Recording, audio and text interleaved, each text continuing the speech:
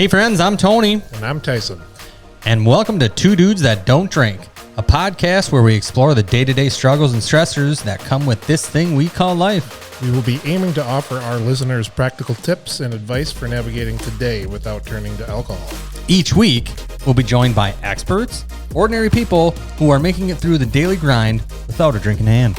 So if you're looking for a supportive community of like-minded individuals eager to learn and grow together, then saddle up and get ready for a ride with Two Dudes That Don't Drink. All right, welcome back, everyone.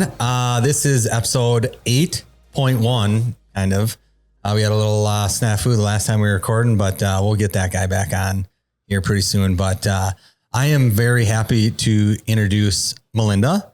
Melinda's here with us today on Two Dudes That Don't Drink.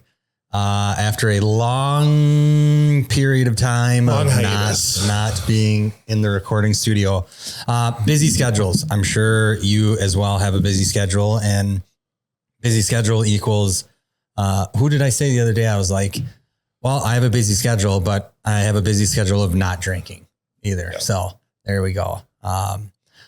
So Melinda, where are you from? Who are you? How old are you? What are you doing? Give us the old intro here. The intro. Okay. I am Melinda. I'm from Mankato, Minnesota, and I have been here my whole life, and I am 43 years old.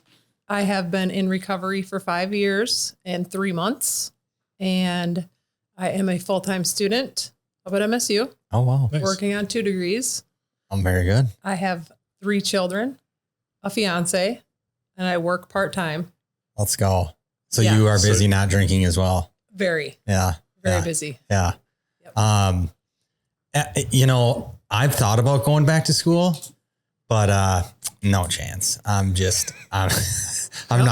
can't do school. It just never was my thing growing up, and still hasn't, and will never be. I'll just continue to work in what I do now. But that's awesome. So give us a little bit about I always kind of like to start where, like, what was the starting point for you? Let's pause for 1 second. So how we got to this point by having you here with us was your boss, would you say, Brandy? Yep. Is somebody that we've been aiming to have on our podcast here eventually, whenever, those busy schedules line up. Yeah. We had a very last minute reschedule with our guest that was supposed to be here tonight. I reached out to Brandy. Brandy pointed me in your direction because she had plans. So thank you very much for making time for us tonight. Absolutely. That's huge. You came in super clutch. So thank you for that. And so talk about, how do you know Brandy? How did you get to be 5 years and 3 months into recovery? And just tell us a little bit about your story. How did I get to know Brandy? She'll probably watch this, right? You can watch it. I'd hope so. Yeah. I think a lot of our listeners do just listen, though. So, okay. Not to put her out there too much, but I've known Brandy for a long time. Sure. Matter of fact, her first time drinking was at my house. Couldn't tell you how old we were back then, but, when I got into recovery, I knew that I was wanting to help other people. So I took a peer recovery training class with her, and, I've been working with her for the last 3 years. Nice. 3 years and a couple months now. Yep. We also know Brandy. Yeah. Brandy. I knew Brandy since like middle school, maybe. So Brandy and my best friend in 8th grade, which unfortunately wasn't you. Sorry. Yeah. My best friend in 8th grade dated Brandy. And then my girlfriend was, 8th grade best friends with Brandy. So I've known Brandy for that long. And so, I've seen Brandy go through a lot of it, which is great to see kind of her story and kind of see how she's changed and done some things. So we talked about this person, Brandy. Well, Brandy owns WeRecovery, right? Yeah. And it's actually WEcovery. Yeah. WeCovery. Everybody thinks it's WeRecovery. It's WEcovery. Right. Please, thank you. And Beyond Brink. And Beyond Brink. That's right. You want to know the difference? Yes. I do. Yeah. Beyond Brink is where it all started, pretty much before WeCovery. And Beyond Brink is the housing portion. WeCovery is everything that's not housing. So all of the community support that we do, basically the recovery community organization, harm reduction, that all falls under WeCovery. What kind of community stuff do you do with WeCovery? Well, we do a lot of like a recovery walk. We do that every year. Okay. We always get a pretty good turnout for that. And that's just to raise awareness and try to reduce stigma. We got a lot of businesses that will come and sponsor. Nice. And we just get loud about recovery. Good. Yeah. And then the Beyond Brink is like sober housing or transitional housing, or what kind of housing? Sober transitional housing. Supportive housing, we like to call it now. Okay. And is that like co-ed, or is that just females, just males? We have a women's house. Okay. And that has 12 beds in it. Okay. Right over here, we have 13 beds, and that's all male. It started out as pre-treatment with the intention of getting people into treatment in a safe place for them to go before going. And that was co-ed to begin with. But it eventually shifted to just men. Okay. Got it. So we have one all women location. Okay. And then we have another men's house downtown with 18 beds and another one with 13. And then, 13. Okay. And then we have another one in Owatonna. Oh, with wow. 20, I think it's 28 beds. Okay. Wow. I think it's a total of 96 beds. Holy cow. Jeez. I didn't know it was forgot that one. big. We have the LGBTQ house, which has 8 beds in that one. Okay. That's awesome. Yeah. Yeah. So what is your role with WeCovery? My role has kind of changed over the years. I've done lots of different things. But currently I work at our women's housing program down on Broad Street, and I do some community support. And these are people that basically aren't in our housing program. So they'll just come in for community support. Oh. And then I also work with family dependency treatment court individuals. Okay. Yeah. And all of those people they have the CHIPS case or CPS involvement. Gotcha. Yeah. Lots involved there. Yes. I was also a member of FDTC when I was getting clean and sober. So I'm super thrilled to be able to help. Yeah. When my episode all went down, I ended up going through vets court, and I think there's kind of a similarity in some of those a little bit, but I definitely wouldn't be where I'm at without vets court and that whole help in the 5th. Do you guys go through the 5th judicial district? Yep.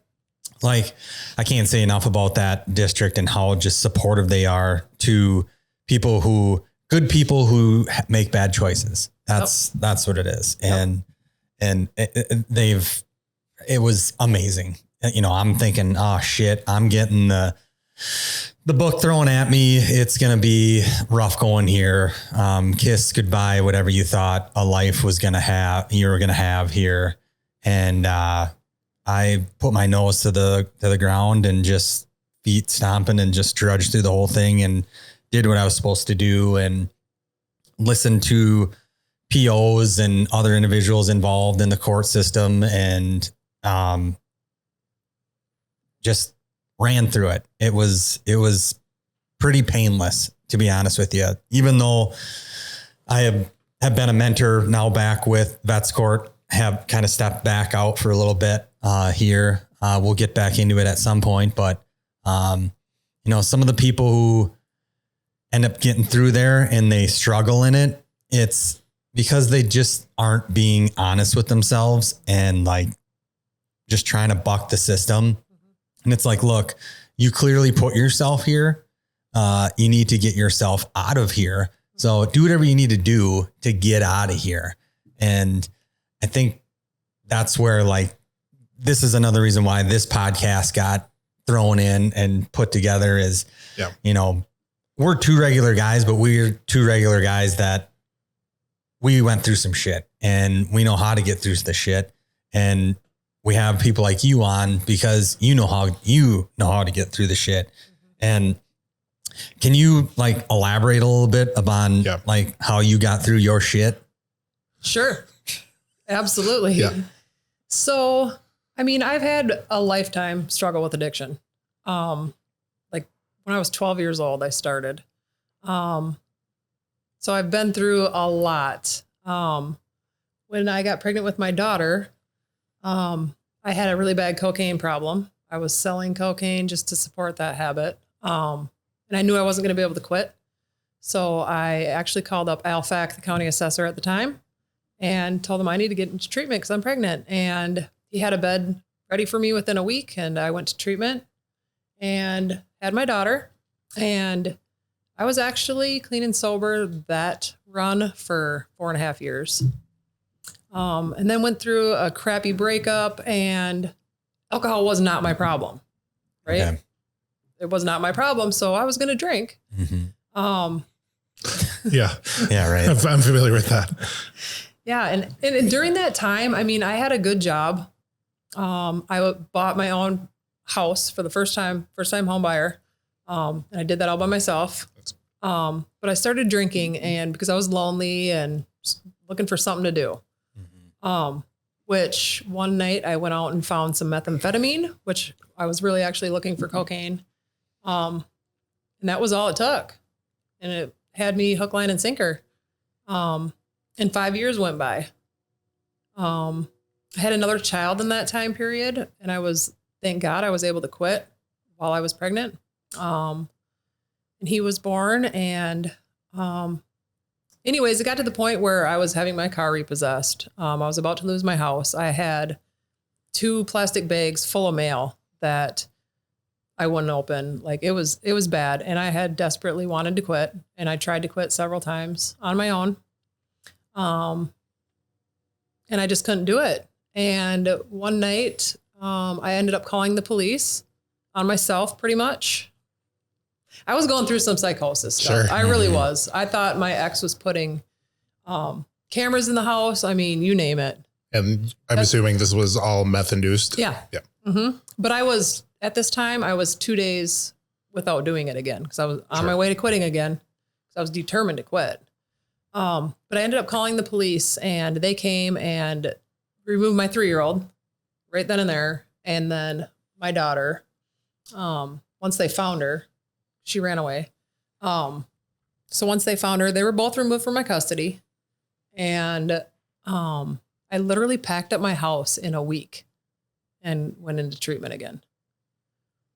And I went to Welcome Manor, and I was not familiar with anything other than 12-step programs.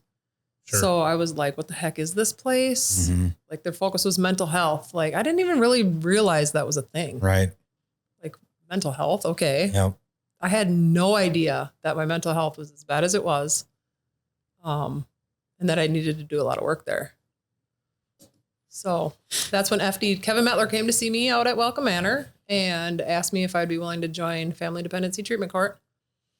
And I said, sure. I mean, like anything that I was asked to do, I was going to do it because I was getting my kids back, bottom line. Yeah. And it helped that I wanted to quit too. And I was sick of that life. And I was 38 when I did go into treatment. So I started that program while I was in there. I was at Welcome Manor for 4 months. Where is Welcome Manor? It's out in Garden City. Okay. Funny story. I'm going to start my internship there soon. Nice. Oh, nice. That's full circle. Yeah, absolutely. Yeah, that's awesome. Yeah. Mm-hmm. So yeah, I went through that program and FDTC, and thank God they were there. Really. I mean, it was that accountability piece. And honestly, I think more so at the beginning, it was doing it for my kids. Like I got to get my kids back, but it evolved into, I wanted to do this for myself. All of a sudden I started mattering again. Kind of getting to know myself. Right. That's huge. So yeah. And then I did a whole year of outpatient treatment and a 1.5 years of FDTC. And FDTC. Family Dependency Treatment Court. Okay. It's just like the regular treatment court pretty much, except they meet every other week and it's a lot smaller size. Okay. But it's basically the same thing. We do the color code every day and yeah. Sure. Yeah. What's the color code? We have to call this phone number every day. And if they call your color, you have to report for testing. Gotcha. Yep. I wanted to swing back on the mental health piece of it. I went to treatment, ended up through my bit. I never got into narcotics, drugs, that kind of thing. Dabbled with your marijuana here, a little bit there, here and there. I was never the guy who bought it. I didn't buy it at all. I didn't, a friend of mine told me never to do cocaine and acid and never did either one of those. I've never touched either one of them. And, I have no idea why I listened to him. Cause I know him and you got to tell me off air who said that. Yeah, I will. You know him too, actually. But I'll let you know. I knew alcohol was always kind of my bit and I knew I could do, and I, twisted it into my own little deal. But once I got to treatment, I got in trouble, spent the weekend in county. And of course, everybody and their brother checks that fucking county jail roster. So, your mugshot comes up there and it's just embarrassing, super, super embarrassing. And, buddy of mine called me, actually he visited me in jail as well. And he's like, hey man, you're going to want to think about going into treatment. And I was like, yep, no problem. I'll do what I need to do. Called up there. They got me in within a week of me getting out of jail, was in treatment. So I went to the VA up in St. Cloud, the Veterans Affairs hospital. And this treatment facility has been around forever.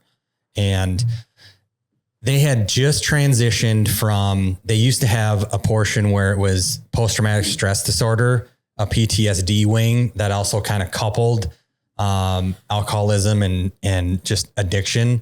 And then there was another wing that was just addiction and stuff. And they had just kind of combined the two when I got up there. And they really focused on that mental health part of it. And I'm like, what the fuck are you talking about? Like the cognitive behavioral therapy, that shit is for real. And like your automatic thoughts and just how you go about your day. And there's like 7 other different things. I kept all of my stuff from treatment and I have it in a little binder. I go back to it every once in a while.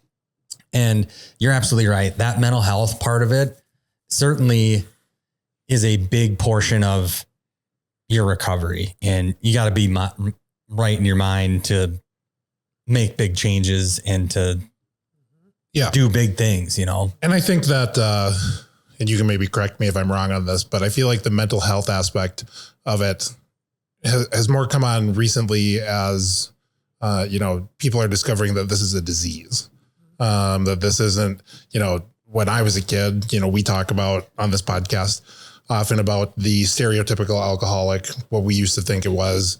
It's the hobo living down by the train tracks and, carrying his bag on a stick and that whole thing. And I think once we realize that it is a disease and it's, it has mental health impact on it, then we can start understanding that this isn't just, I go down to the bar and I drink or I get together and I choose to be addicted to opiates or amphetamines or whatever the drug of choice is.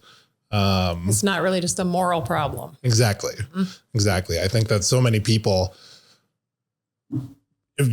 speaking on my thoughts only, but kind of what I feel like is the stereotype is everybody thought you are an alcoholic or you are a drug addict because you just couldn't get past it, because you just are weak-minded and you couldn't say no. Right. But it's very clearly, not obviously, it's more than that. You made the choice to do it. You should be able to stop. Yes. And the disease model, really, it opens the door for so many people to be able to go to treatment because now insurance will pay for that. Well, I think it always was, right? I mean, it was always It's been kind of more recent that it's been accepted as a disease. Okay. Within the last, I don't know, maybe it's been 20 years now, but Sure. I think it has, because one of the guys we went to AA with, he talks a lot about actually companies. There was like a flood of people going to treatment back in the 60s and 70s or whatever, that because insurance would pay for it. And then I think maybe there was a little lull there where it wasn't so common. And now has come back up because I think there is a big mental health portion of it. And I am not a doctor. I'm not a psychiatrist. I am not anything. This is just kind of stuff that you hear along the way, but it rings true to you. You hear it and you're like, holy shit. Yeah. Like so the week I got into treatment, the first week I was in treatment, I was like, nope, not a chance. This is not for me. I need to do what I need to do to get out of this place. But I was not adhering to any of it. I worked for a nonprofit that assisted veterans, and a part of my caseload was to send guys to the treatment facility I'm now working at. Kind of like how you went through the family dependency court and now you're going to go back and intern at it. Like, I was sending guys and now I'm the one in there sleeping, going through all of it. And after that first week, I had listened to a podcast, and I've told the story about 1,000 times, but the point is I started listening and I started accepting that, hey, you do have a problem and you do need to figure this out, and at least try it for yourself, and everything else and the rest of the family and stuff will definitely benefit from it. But you went willingly, right? Somebody came and said, you should probably go to treatment. And you're like, okay. Yeah. Yes. That's verbatim. Yeah. Yeah. And then you were like, maybe not. This sucks. Yeah. Oh yeah. Yeah, absolutely. When I got there, I was like, what the hell? I drove myself up there, checked myself in, looked around, and I was like, who the fuck are all these weirdos? Like, I don't fit in here. I don't belong here. My pants are clean. Like, I fucking take a shower every day. Like, it's like, bro, I am not, but you know what, Tony, you're exactly like that guy over there. You're exactly like that gal over there. And it was the whole thing. So it was a big eye opener for me, going through all that. And it's just crazy to think about now. I'm coming up on 6 years here in May, but what was kind of an eye opening thing for you going through your... So one of the things that you just said was you initially said that you started it for your kids and you wanted to get your kids back, but then eventually there was a transition where you realized that you wanted to do this for yourself. Was there sort of what was that transition, or what was it that kind of made you realize that this is why I need to do this for me before I do it for anybody else? Honestly, I feel like getting sober was so easy for me this last time, because I was just so tired and desperate. I hated who I was. Sick and tired of being sick and tired. Who I was. Yeah. Isolating in my basement, doing meth all day, every day. Like, life completely, watching it slip away. It was miserable. So it didn't take me long. I really was full of life. Like, yes, I was happy to wake up every day, and like to be having this, anything but being high was better for me. But I remember when I was in treatment, they gave us this calendar and gave us the task of, if you fill out this calendar and fill up every square in here to the end of the month, you'll earn some Manor Bucks, which was Monopoly money to buy something there. And the challenge was to do one thing for self-care every day. And it was crazy how hard it was for me to think of self-care other than taking a shower. Like, like literal self-care, not taking the time for prayer would be self-care. Just reading a book for self-care. anything that like it improves myself. So I think it was like really that time where I was like, well, this is kind of dumb, but Yeah. I realized how important it was. And I guess that I would say that was kind of my, And you bought into it. yeah. Yeah. Yeah. I'm a huge advocate for self-care. Super good. important. I mean, that's a part of, and right. Like self-care is staying busy is, I mean, just not letting the, idle hands will do the devil's work type of bit. Like you talk about reading a book and you talk about like people, meditated or went, they always made us go and you had to do something, whether you were playing a board game with a buddy or you went and jogged or ran or played golf or basketball or whatever. And that can be self-care as well. And I think people forget about that is like, hey, the everyday stuff you do can, I guess, be a self-care, but it also just keeps you away from doing the things that maybe the other half of your mind really want to do. Is that maybe the point of that exercise? Do you think? Or I guess why focus on self-care so much? I mean, to learn your worth, I guess, that you are worth good things. And I think for me, self-care is like feeding my soul. Sure. Whatever I can find enjoyment on, not just to stay busy. I mean, I get that part too, because I got to be busy in order not to turn back into something bad. Yeah. But yeah, I guess just to realize your worth, I would say. Yeah. I think that there's a huge part in addiction that I still struggle with. Sometimes even to this day of saying that I'm worth it. And I feel like that might be maybe tied into that a little bit. Is, when good things happen, I'm always the guy that's waiting for the other shoe to drop. If all these good things are happening to me, then what's the next thing that's going to turn bad? Because that's the way that my addicted life went.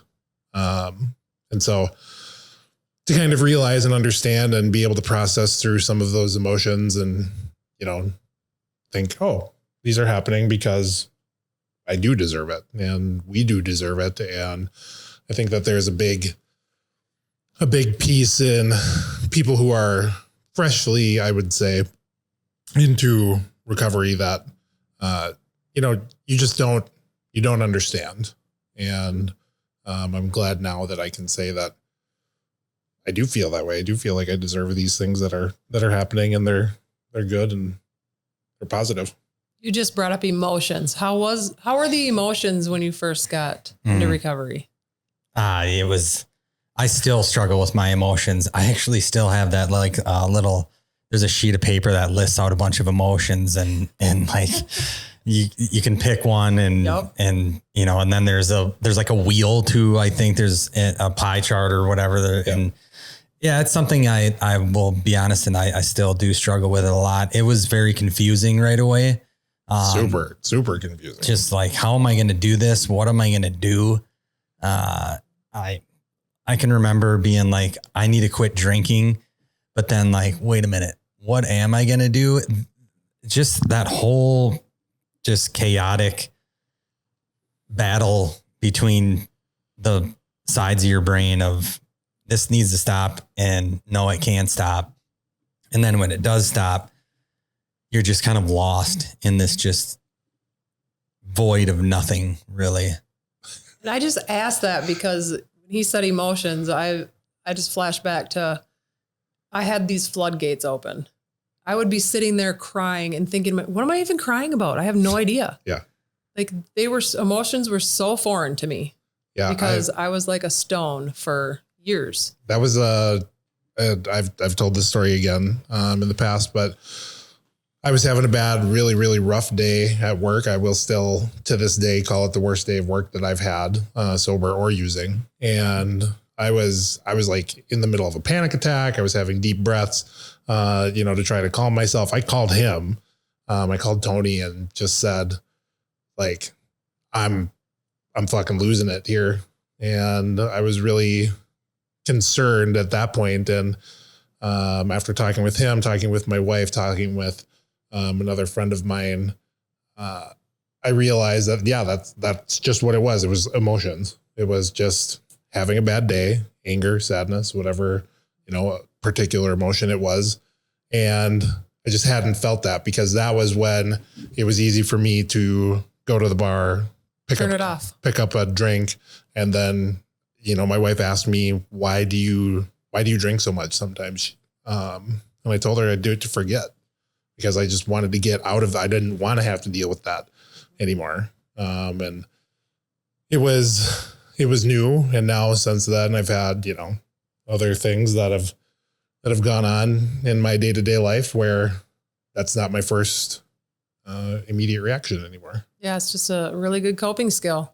Yeah. Mm-hmm. To suppress all that crap we don't want to deal with. Yeah. So I'm going to go back to, cause I'm really interested in, and not to like bring up an old shit, but like when you got sober the first time, you went to treatment, same treatment facility? No. Okay. No, this one was Granite Falls. Okay. Oh, what was it called? Project Turnabout. Okay. And then you got Project what? Turnabout? Project Turnabout in Granite Falls. Okay. That's where I went. And then I went to St. Cloud Journey Home, halfway house for pregnant women and children. Okay. And when I got out of there, I moved to Hastings, Minnesota, because I knew I couldn't come back to Mankato. I wasn't ready. Yeah. And I stayed with my sister and completed my 200 hours of community service. Big, huge, and pregnant in like this really hot day. And my daughter was born in Hastings, Minnesota. So then you go 4 years of sobriety. Yep. Like, are you struggling at this point? Are you still? No, I was doing good. I was doing really good because I was going to NA meetings and AA meetings, and I just kind of turned it around and started doing the recovery thing. And then what was that point of you started using again? And the second time around you started drinking? Was that what it was? I mean, I've always drank here and there. Okay. But my drugs of choice have always been everything. Okay. I mean, literally everything. Do you remember anything, a specific point of like, we're doing this, we're going down this road again? Yep. It was when like the spice started coming out at the smoke shop. Oh. Somebody was like, yeah, I went down to the smoke shop and got this. I was like, you cannot buy stuff down there that gets you high. Like, I just didn't believe it. And I was like, I got to try this. But I'm sure that like that relapse was coming way before then. Just not doing what I should have been doing. Would you say it was like complacency, or was it a trigger? It was just, I would say complacency. That's huge. Yeah. Just one of those things where you're like, it's not going to affect me. Yep. And then all of a sudden there you were buying some, what was it? K1? Is that what the K2 or whatever? K1, K2. Yeah. From the smoke shop. Yeah. That's where it all started. Yeah. And then you went right back into, I was smoking it all the time. Everything. How long was that I guess that was still a transitional period. How was that from going down to the smoke shop to back to full blown addiction for you? I really don't think it took that long. I mean, I had a nasty breakup. I was ready to move to Texas. My significant other went down there a month before me. Well, he started using meth at that time. I had my U-Haul. My apartment was already gone at this point. And something was just not right. Like, he wasn't getting back to me. Like, shit was not set in place. And so I had to slam the brakes on that deal. I moved into my mom's basement. And then within 3 months, I bought my own house. Gotcha. So, I mean, I was still in control. Mm-hmm. I mean, a little bit. Yeah. So to speak. Yeah. Yep. But then I started the drinking, which turned into pretty much every night. So.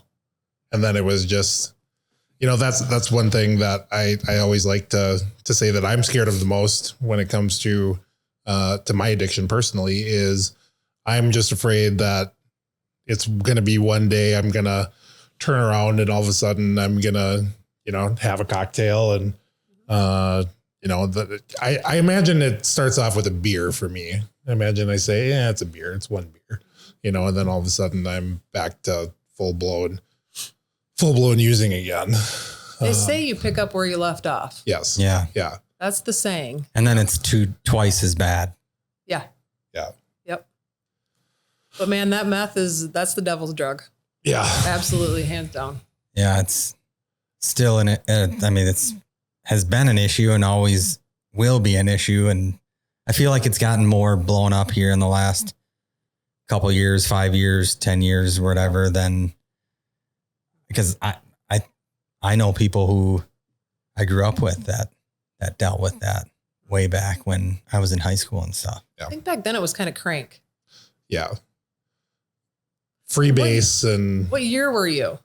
I graduated in 2002. Oh, so you're younger than me. Yes. Okay. Yeah. We graduated with your sister. With your sister. Yeah. Okay. She was in our class. Okay. Yeah. Yes. Okay. She was actually, I went down to Franklin for 6th grade and I think she punched me. She was the first person that ever punched me. Beth? Yeah. What? Yeah.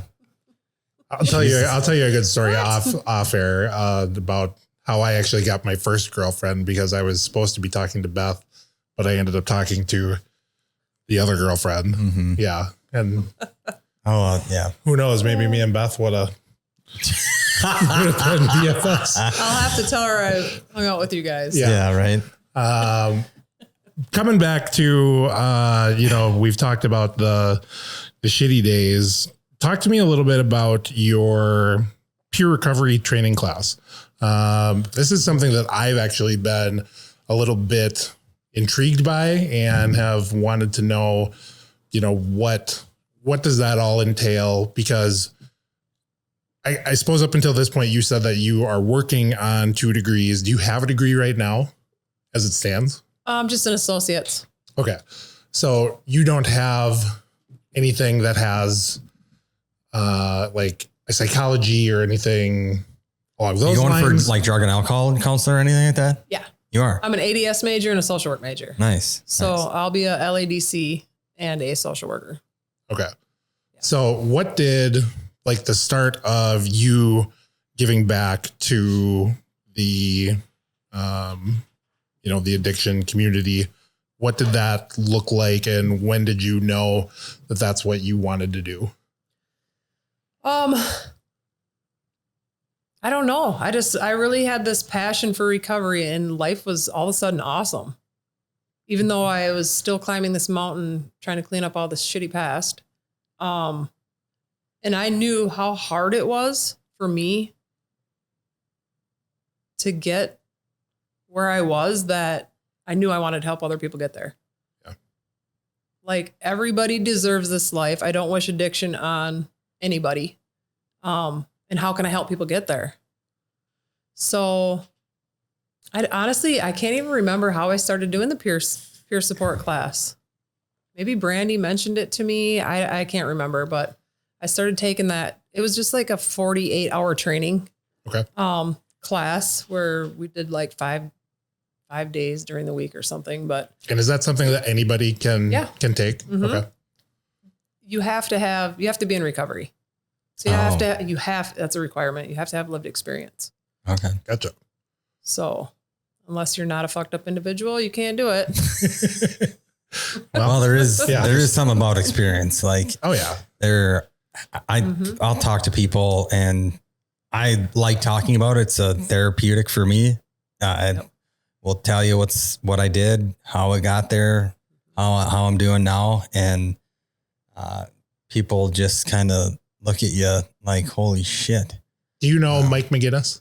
Oh yeah. So Mike McGinnis was a guest on our podcast a couple episodes ago. Love Mike. Yeah. He's good shit. And I crossed paths with him the first time in high school. And that was one of the first things that he told me, was that he was a user. And he said, you're not going to get the experience from somebody who's just read a book.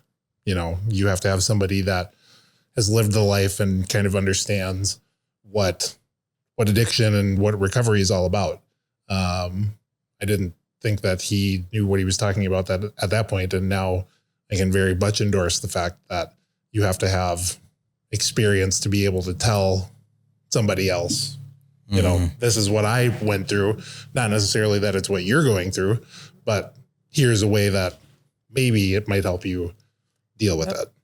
It's kind of a reciprocal empathy, I think. It's a great term. I love that. It's real empathy. I mean, I can practice empathy all day and try to walk in your shoes, but unless you've really been there. And I think that people that are in early recovery, because you'll always hear people in treatment centers, well, did you go to treatment? Are you in recovery? Because if you're not, you don't get it. You can't help me. Yeah. So I definitely think there's a benefit to that. Yeah. But yeah, I know Mike McGinnis knows my whole family. We go way back. Sure. We go way back. Yeah. He's a good guy. I think, you know, what he ended up doing for the local high school community, was really big, and adolescence and addiction and just all of those things that I think we just kind of sloughed off. And what we talked about a little bit, you know, before we started recording, which was, this is what everybody does, right? This is the way that life is, and everybody parties and everybody drinks and everybody uses drugs, and we're just going to turn into that and we'll grow out of it someday. And, I think to have a resource like him, was really good for the community, really good for the kids of the area. What's crazy is I've done like a 180. Everybody used to drink and party. Yeah. Now I don't know those people. Right. I mean, I know a couple because I have family members, but they're just not in my circle. Right. Yeah. Yeah. Because you don't need them. No. Well, why put myself in that position either? Yeah, right. You know, out of sight, out of mind. Yeah. We still have friends who are in that circle. Yep. And, we've definitely hung out with them when they get rowdy. I also want to ask, you definitely sound like you're extremely honest with yourself, and you're definitely on a path right now that, you know it, you got your shit together. As a parent, I'm a parent of 3 little ones. Well, 12, 8, and 1.5 or some shit like that. I don't know. Oh, you don't count in months? No, I don't count in months. As a parent with older children, and like, I just think about myself, what am I going to do? Cause my 12-year-old daughter's in 6th grade now, and 6th grade was the grade shit started going down for me. That's the first time I got drunk. A buddy of mine had a bottle of SoCo, and we went and we're in one of the cemeteries. I think it was Calvary or whatever, and fucking SoCo Mountain Dews, and got hammered and rode our bikes back home. Actually passed out in a school yard for a while, and got up, and that was it for me. That was the starting point. And so now I'm coming back to, okay, now what am I going to tell my kids? Do I tell my kids just straight up, like, don't drink, don't do drugs, just get through school, get it done. But I'm not going to be naive and know that this shit isn't going to happen at some point. Have you, with older children? I assume your children are older than mine. She's 18. So how did that go for you? How did that whole, I know she's been through, you've had a lot. It's been a very long road. Yeah.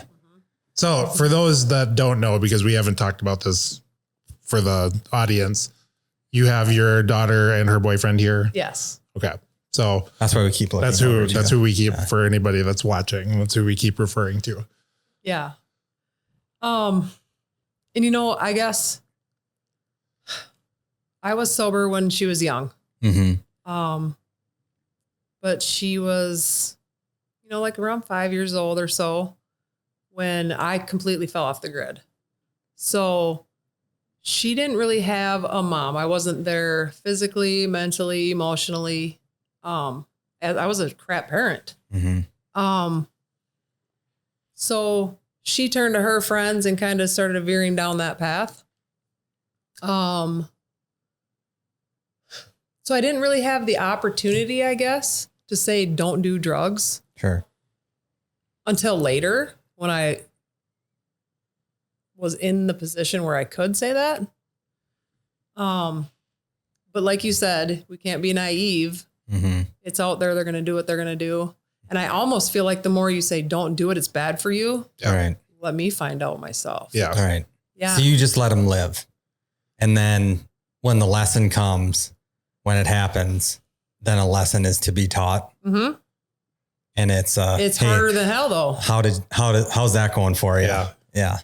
How's that going for you? I tried my best to control it for a long time. Yeah. For a long time. Didn't you see what I was like? Why would you even want to do stuff? Yeah. Mm-hmm. You know, heartbreaking to watch them go down that path. Right. But just got to come to terms with it. Like you have to figure it out. Live your life. Figure it out. Yeah. It's good advice. There's no magic wand you can wave. I mean, come on, there's gotta be, right? Like you can put them underneath the stairs and like chain them up and shit, right? Like never fucking see the light of day.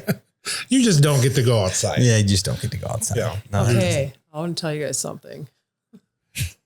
so that a CPS got a little bit involved before they came to my house that night with the police because she was running away all the time. Mm-hmm. And myself and my significant other high on drugs all the time. We were so frustrated. Like, we need to keep you home.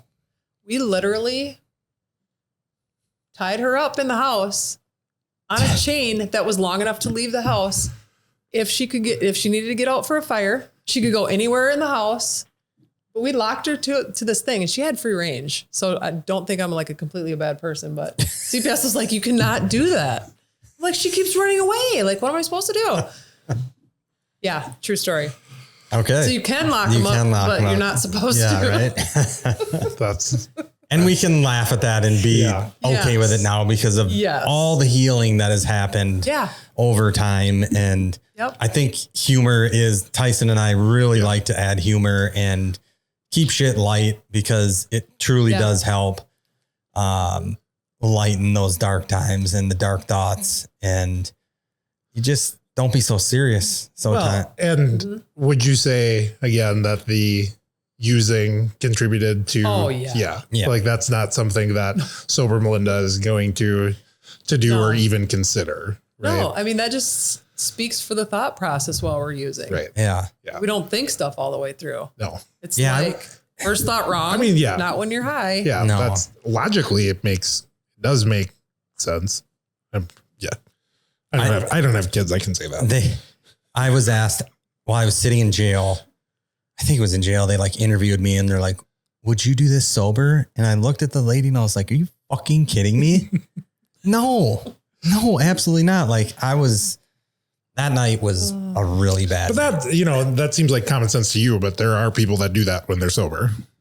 I mean, there are people that it ain't going to be me. Yeah. Sober Tony won't ever see that guy again. Yeah. So I know that we did touch about WeCovery and Beyond the Brink. Beyond the Brink or Nope, Beyond Brink? Beyond Brink. Bro, get it right. Okay, WeRecovery guy. I knew it was WeCovery. All right. You got me there.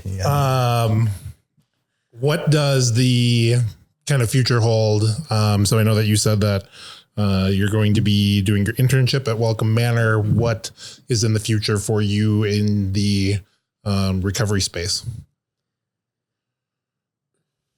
I mean, I have to see where the path takes me, I guess. I don't want to make that decision yet. I don't want to quit my job, but I also need to make space for doing my internship. So you have a full-time job on top of your just working part-time.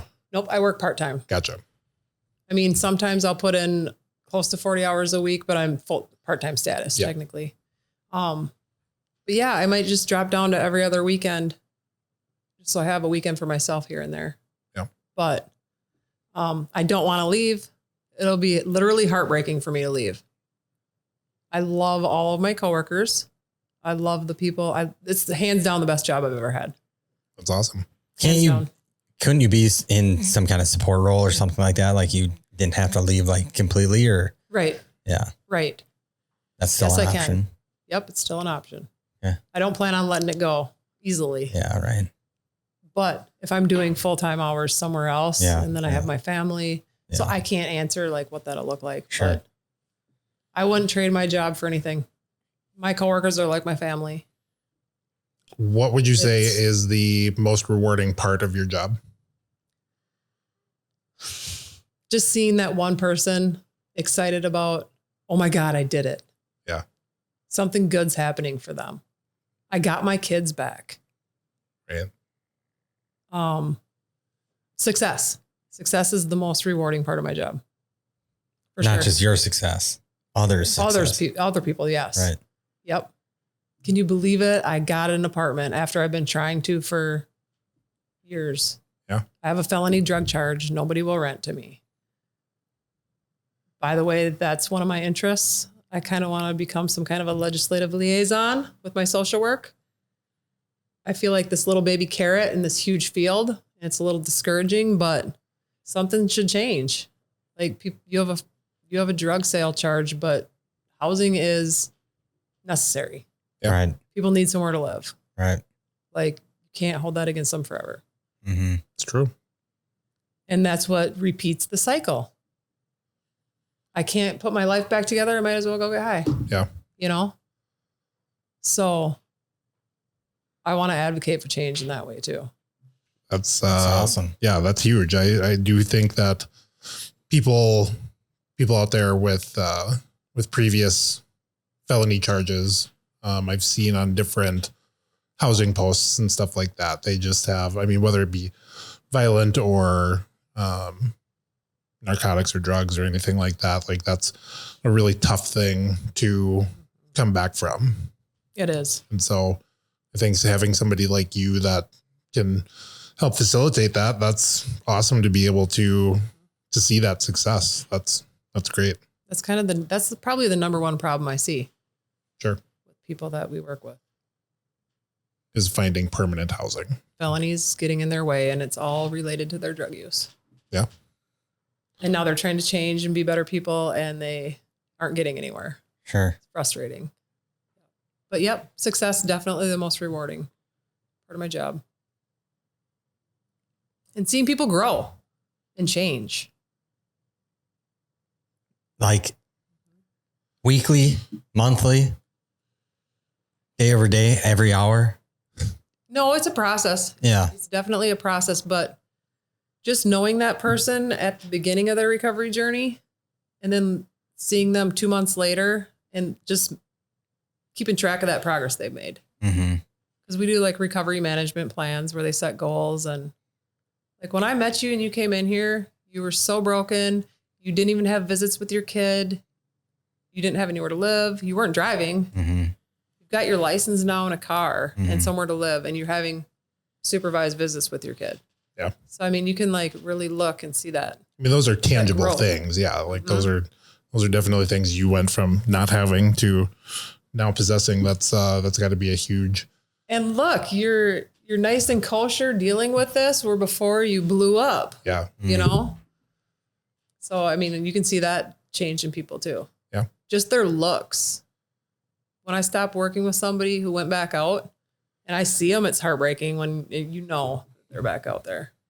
I was going to ask that. Like, do you have people, and I guess you don't have to answer this, but do you see people come in and you're like, this fucking dude has no chance, or this gal has no chance? Like this, they're going through the motions. They're and like, you know, when they walk in, you're like, this dude, you know, we'll see you back in a year. So that's not my thought process, I guess, is always hoping for the best. Right. But then working with somebody, you know, when somebody's just doing it because they have to. Right. The court told them to. Yeah. Yeah. And they have no intention of, they're just going through the motions. Yeah. I mean, you know that. Right. But honestly, there's people that really want to change and they're just not ready yet. Mm-hmm. or they start out strong, like, yep, I can do this. And then the barriers are there and they run into something that sets them back. And how do you, just a little peer into, what your thought process is on helping those people? How do you tell somebody that to trust the process and to keep going? I get right there with them. I'm like right alongside them. Like, what do we need to focus on right now? Letting them know that they're not alone and just 100% I'm supporting you to get through this. Sure. And letting them know is the fact that I've been there, done that, and made it through a lot of this, Mm-hmm. So meeting them where they're at is a phrase we like to use a lot. Right. Like that. So I like to have a little fun with a couple of questions. And we do reminisce a lot about, having some fun times when we were using and that kind of thing. But I think I've asked everybody these questions, maybe. Yeah. This was the point in the last quote unquote recording that I realized that I wasn't recording. I have been double checking just to make sure that timer is still moving. Yeah. And I can actually see it. Yeah. Red lights are on because I'm like, that's my biggest panic. That you're recording. Yep.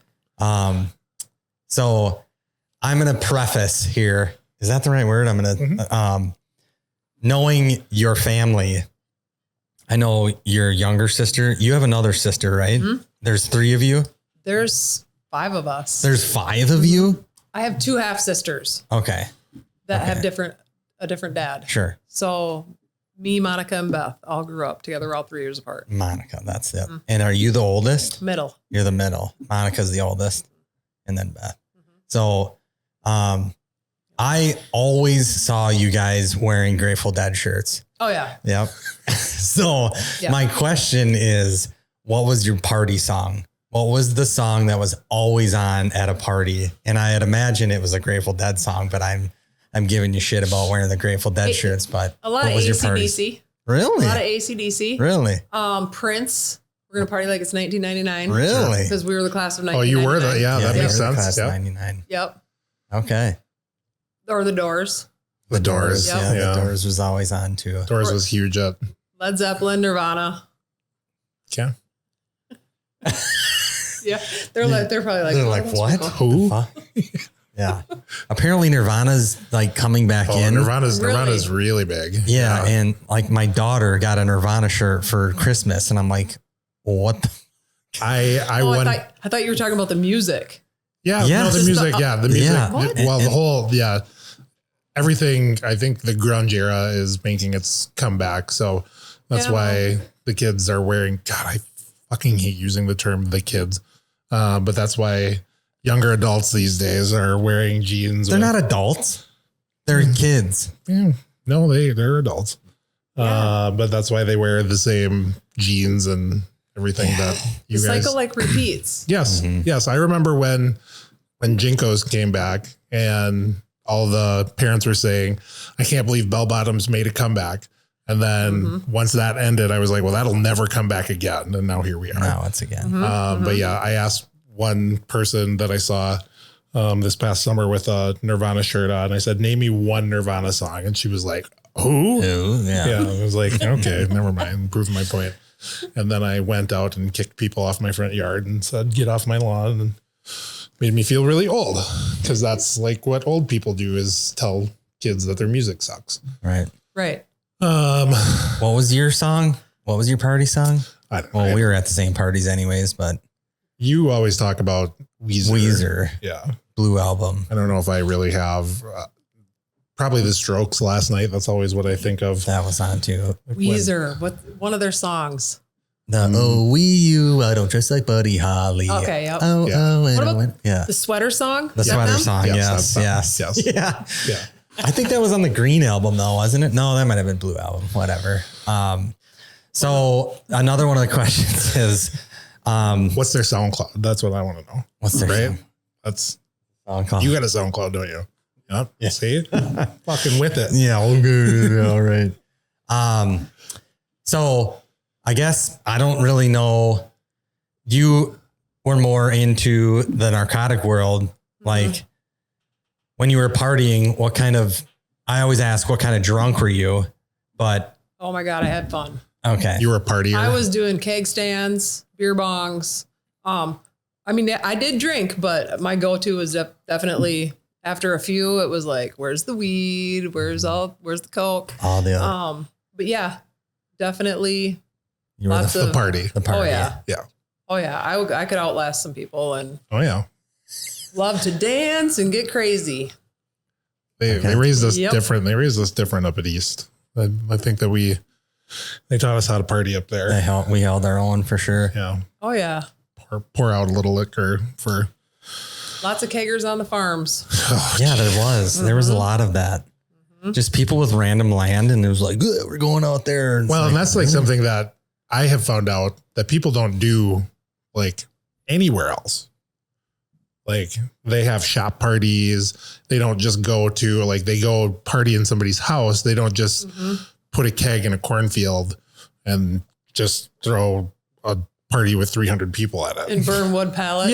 Yeah. Burn pallets. like, where the fuck did all the wood come from? We're out in the middle of nowhere. I'm sure there's a forest or Right. whatever, but there was shitloads of wood there. People had, I don't know. Do we have a pallet factory in town? Cause we had pallets for days and days. I feel like I feel like they got them. you had some pallets.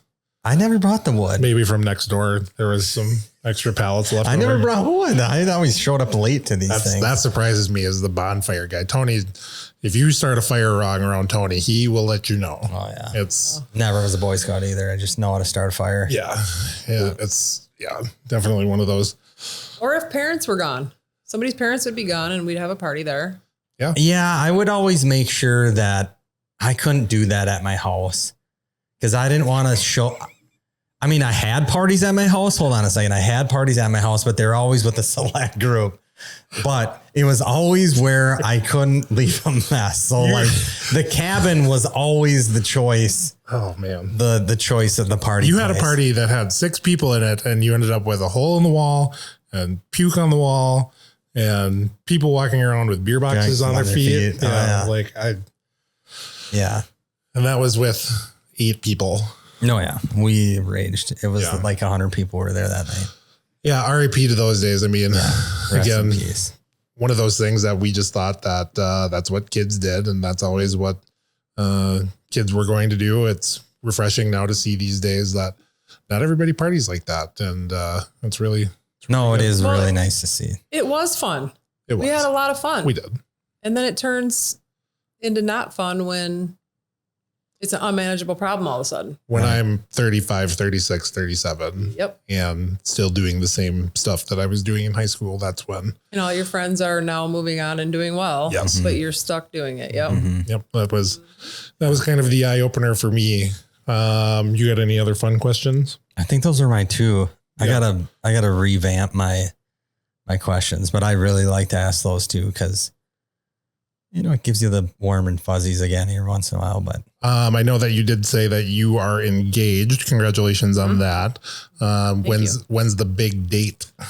December 14th this year. Oh boy. So you're in the middle Yep. of all the planning, all the fun stuff. What do you look forward to the most with your I'm planning paying and somebody. wedding day? I'm paying somebody Oh. to plan my wedding. Sure. oh, One of my girlfriends in recovery, she started her own travel agency, and took a course for wedding planning and all that. So There's a course for that. Yeah, like some kind of training she did for it. So Sure. I'm like, yeah, you go ahead and plan my wedding. And so this is her first one she's done, but she's doing a great job. Good. She's making all the arrangements, talking to the coordinator down there. So we'll get married at the Hilton Hawaiian Village Nice. on Waikiki Beach. Nice. December oh, 14th. let's go. Yeah. Let's go. December Literally, let's go. Let's Yeah. It'll be our honeymoon too then. So, Yeah. That's Nice. awesome. yeah. Yeah. No kids are coming. That's even better. That's even better, yeah. Anybody wants to come, they're welcome. They can pay their own way and entertain themselves. Yep. Tyson's a Hawaii guy. I didn't know if you knew that or not. Hawaii. I was born in Hawaii. Oh, were you? Yeah. So, Nice. anytime that people talk about going to the islands for whatever the case is, I always am super jealous. So that's awesome that you get to go. Yeah. And in December too. So that'll be Yeah. perfect. How long will you stay there? 10 days. Let's go. Let's go. Yep. What was your fun question? You had a couple of fun questions, didn't you? I don't know. It's been 3 months, I feel like, since we've been in here. So yeah, for real. I don't remember. Do you have any questions for us? That was one of the things that Tony usually asks. Yeah. And anything about this process or anything that you care to know? No, I guess not. Were you just into the drinking, or were you? So I was a little bit of column A, column B. I was more drinking. I didn't get into anything harder than cocaine. But towards the end, cocaine was a little bit more prevalent in my diet, so to speak. And it was something that I refused to believe that I was addicted to. I was the weekender, that was that guy. But then when you work at a bar, every night's a weekend if you try hard enough. So yeah, I was a little bit of a mix of both, but drinking was definitely my drug of choice. Okay. Just curious. Yeah. And I was same thing. I was a party animal. I was a social drinker, and that was my social lubricant. And I could talk to anybody, that was a gift and a curse, I think, for me and for my wife when we would go anywhere. Like we could be in Mexico, we could be in Hawaii, we could be at a bar in a random town, and I would make friends with somebody because that was my way to break the ice and let's talk and probably be best friends by the end of the night. Right. So. Yep. So yeah, I guess I don't have too many more questions. What's so funny about that? Bro, you're like anybody who's like, you ask anybody, you're like, hey, you know who Tyson is? Is that big Samoan? Yeah. Yeah. You pretty much stick out like a sore thumb anywhere you go. So. A handsome sore thumb. Okay. How long have you guys been doing this?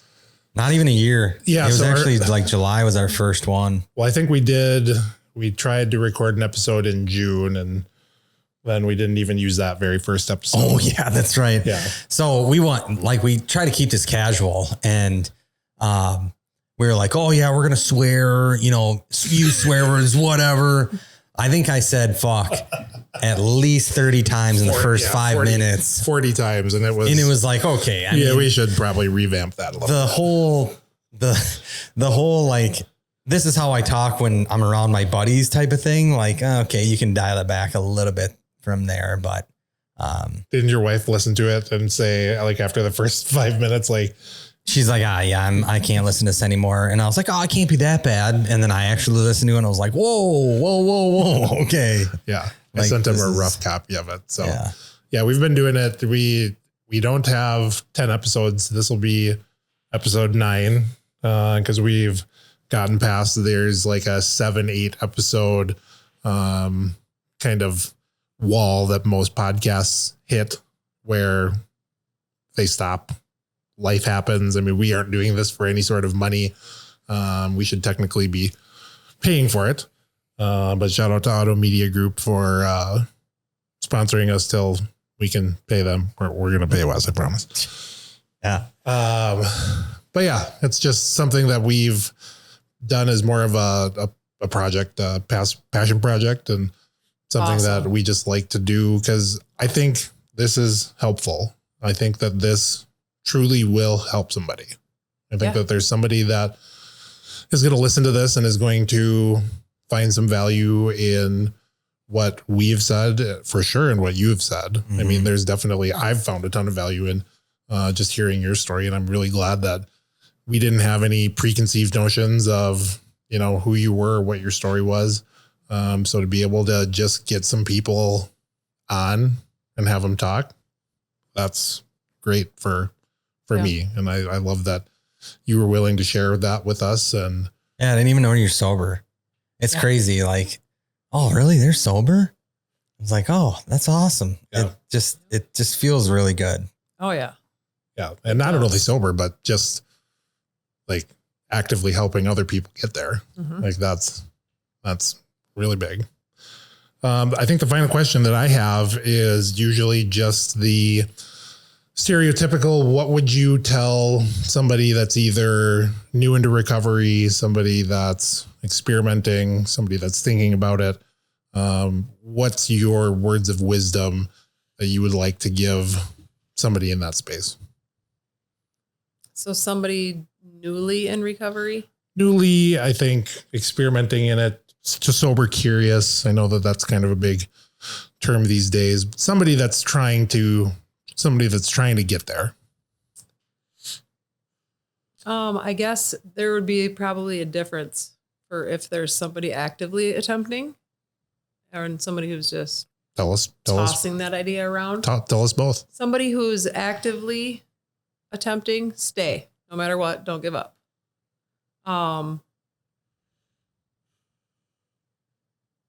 Somebody who hasn't made the attempt yet, you're worth it. You're worth it. It's awesome if you try it, give it a chance. But the one thing that I've learned over the last 5 years is never put more in than somebody else's. Because I have found myself exhausted because I care so much about you and seeing you succeed that it's devastating when you don't. And I'm putting in more work than you are to help get you there. Yeah. Stay. No matter what. Love it. I like it. All right. Anything else from you? Nope. Unless you want to go for another hour. Hey, and did record this time. So. Yeah, right. Thank you once again for joining us. Again, thank you so much for the super short notice. And coming on and telling your story and being the first woman. Yeah. Right. Yeah. Woo. Yes. Yeah. All right. Cool. So good one. Broke some podcast barriers here today. Yeah, right. So thank you once again. Happy I got to do it. Thank you. Thank you. Thanks everybody for listening in. And we'll see you next time. Next time. Bye-bye.